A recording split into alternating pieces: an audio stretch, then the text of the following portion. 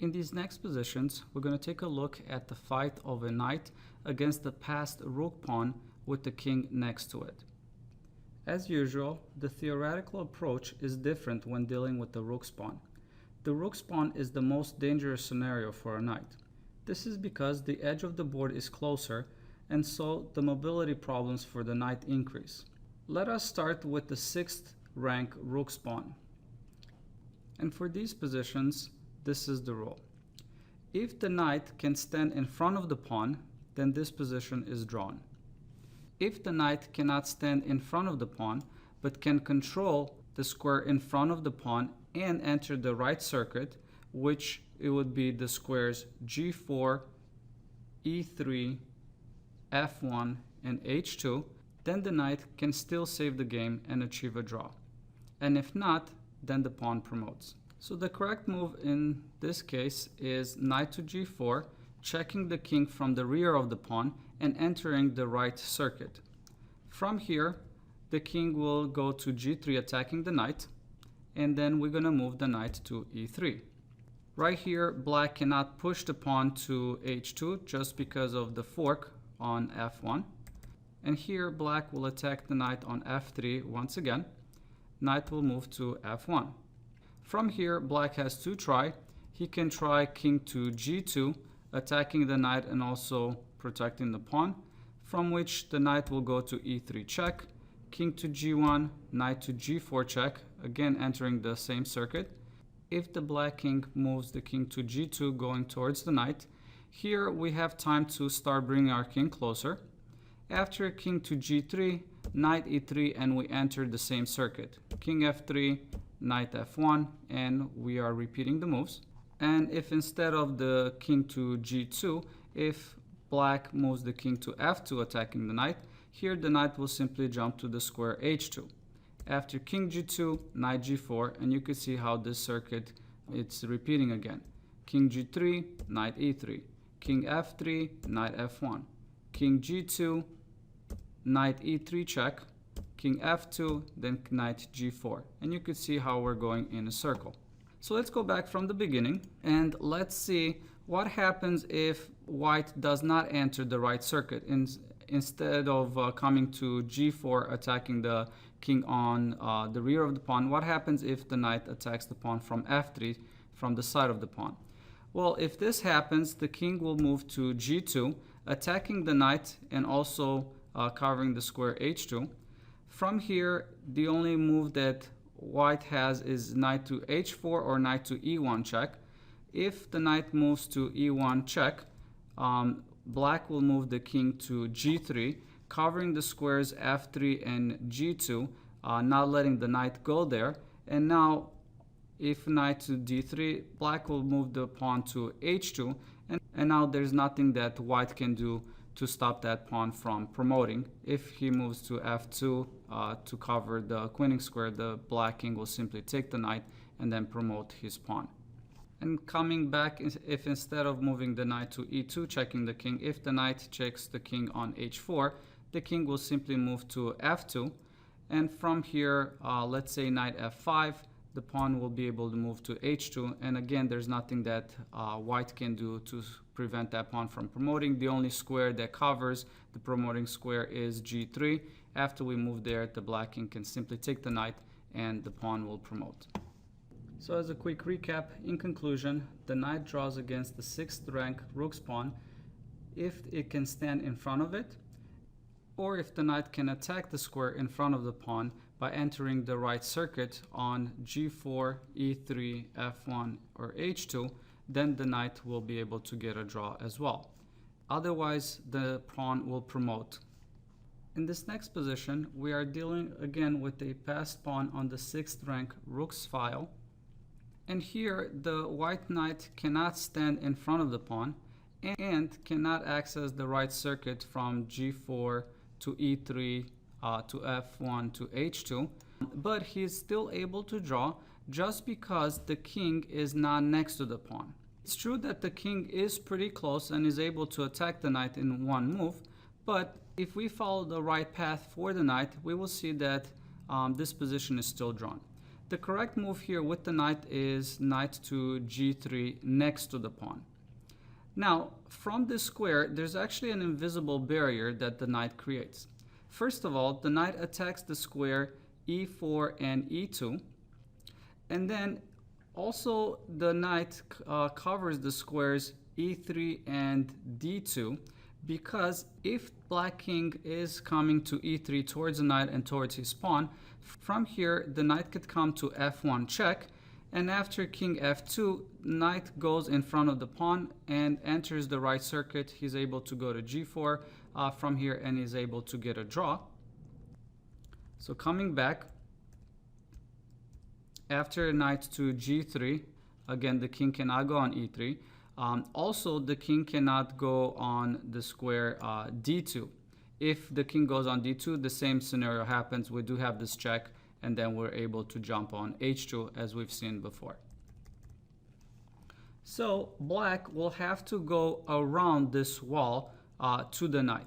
He can go either with c2 and going below, or he can try to go around that wall to the knight. So let's take a look to see what happens if he tries to do that. After knight to g3, because of that wall there, the best play that black has is to move the pawn to h2. And from here, white will simply bring the king closer. And now the black king has to choose if he wants to go around the wall on c2 and then going below, or if he wants to go around the wall. So let's take a look to see both of those scenarios.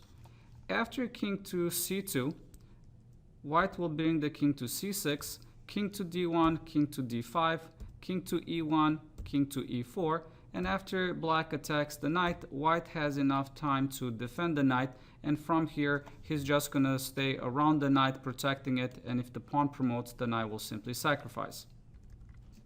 And coming back, if the king goes around the wall going up with king to d4, here we're gonna come with the king to c6.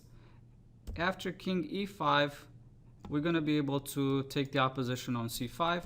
After king f4 attacking the knight, we're gonna move the knight to h1 and also covering the squares g3 and f3. King to f3, white will be able to move to d4, king to g2, king e3, and then after he takes the knight, king to f2 is gonna be stalemate. So we will be able to get a draw this way. And next we're going to take a look at another position. Here black already has the pawn on the 7th rank, just one square away from queening, and he also has the move. He's in check, and he cannot move the king to d2 as the knight also attacks that square. So the options that he has is c2, d3, or d4. So let's go ahead through each of those scenarios and see what's going to happen. After king to d4, here we need to cover the queening square, so all we have is f2 or g3. Now the correct move here is the square f2. This is the only move that will draw. The reason why, from the square there's another wall that is being made with the knight. For example, the squares d3 and e3, these are covered by the knight. And then also the squares e3 and e5, they're indirectly covered by the knight. If black tries to attack the knight on e3, we have the fork on g4, and then we'll be able to win the pawn. And if the knight tries to go to e5, same story, we got the fork on g4, and we will be able to win the pawn. So coming back, black here is forced to move around this wall, either coming around or going above. And if he's trying to go up around that wall, white will simply block him and then come with the king towards the knight to protect it and be able to get the draw. And if black is going to go around, this will give us enough time to bring our king close to the knight to be able to protect it in time and be able to achieve a draw this way. Now coming back after king d4, why doesn't knight to g3 work, attacking the promoting square from the rear? Well, the reason why this doesn't work, it's simply just because of the excellent move king to e5. What this does is gaining a tempo. White cannot come with his king towards the knight to have enough time to protect it. So what's going to happen here, if the knight moves to h1, black will simply come towards the knight, and now the white king is just too far away and he's not going to be able to reach the knight in time. Right now black attacks the knight. After white moves the king to e4, black can take the knight, and after king to f3, black will simply move away and be able to promote the pawn. All right, and coming back, we saw king to d4, knight f2 is a draw. So let's take a look to see if black is going to try a different option. And from here, if black will move the king to d3, we got knight to g3. And again, this also makes a wall. The knight attacks the squares e4 and e2. And also e3 and e2 are indirectly covered because of the forks. E3, we got the fork on f1. And same story, d2, we got the fork on f1 as well. So from here, if black tries to go to c2, we're simply going to bring our king and we'll have enough time to protect the knight and the promoting square. And going around the wall, going up, it's not going to happen, as white will simply be able to take the opposition and stop black from attacking the knight. And coming back, the last option we have is king to c2, from which here what we want to do is knight to g3. So after king to d1, we're simply going to bring our king and protect the knight and also get a draw. I do want to mention that here knight to f2 doesn't work, as white will not have enough time to come and defend the knight. So after the black king comes towards the knight and white is trying to defend it, he is just too far off and he's not going to be able to stop it. So therefore, in conclusion, the knight alone cannot stop a 7th rank rook's pawn. However, its ability to set up a barrier can be enough to hold out while waiting for the king's aid, assuming the white king is close enough. And as a quick recap for the pawn on the 6th rank with the king next to it, the knight draws if it can stay in front of it, or if the knight can attack the square in front of the pawn by entering the right circuit on g4, e3, f1, or h2, then the knight will be able to get a draw as well. And if the knight cannot access the circuit, but the opponent's king is not next to the pawn, he can still draw, setting up a barrier if his king is close enough.